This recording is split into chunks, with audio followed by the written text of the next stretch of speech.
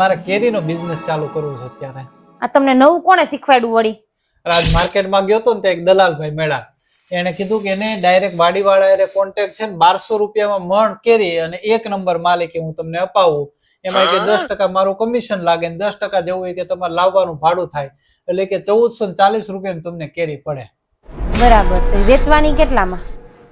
એમાં આપણે મણે 160 રૂપિયા નફો ચડાવી દેવી એટલે રાઉન્ડ ફિગરમાં 1600 રૂપિયા થઈ જાય. 1600 રૂપિયા ભાવમાં વેચી દેવાની. તે વેચવાની ક્યાંથી પાછી? એના માટે દુકાન નહીં રાખવી પડે? લે એ તો હું ભૂલી જ ગયો. આ દુકાન રાખવી પડે. આ તો 10% હાલો ને, મને દુકાનનું ભાડું ચડાવી દેવી, બીજું હું.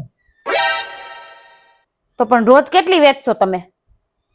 રોજ 100 મણ કેરી વેચી નાખવાની. 100 મણ કેરી વેચવી ને મને 160 રૂપિયા નફો, એટલે 100 મણે 16,000 રૂપિયાનો રોજનો નફો થાય. 30 દિવસ મહિનો પૂરો થાય એટલે 4,80,000 નો નફો. અને 3 મહિનાની કેરીની સિઝન હોય, વધુ ઓછી વેચાય ને તોય આપણને કમસે કમ 14-15 લાખ રૂપિયા મળી જાય.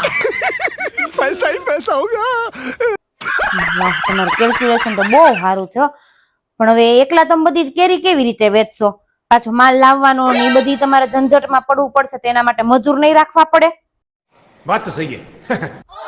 એ તો હું ભૂલી જ ગયો. 2-3 માણસ રાખવા પડે. એનું હાલો ને 20-30 રૂપિયા મને એની મજૂરી ચડાવી દેવી, બીજું હું.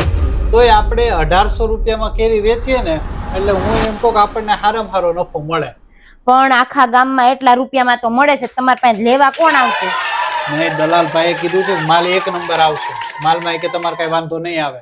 બસ કરો હવે, છે ને તમારું બોલવાનું બંધ કરો. મારા કાન ફાટી ગયા છે. આ મોટી મોટી કરવામાંથી ઊંચા નથી આવતા. ગયા વર્ષે શિયાળામાં એમ કીધું તું કે મારે કાશ્મીરથી સફરજન લાવવા છે ને વેચવા છે. સફરજન તો વેચાણા 1.5 લાખ રૂપિયાની નુકસાની કરી અને 2 વ્હીલર વેચી નાખ્યું હાયરો હાયર. અને હવે કેરીનો ધંધો કરવો છે એટલે 4 વ્હીલર વેચવી છે કે હું? તમારે છાનમુના કેરી ખાવ અને ખાવા દ્યો.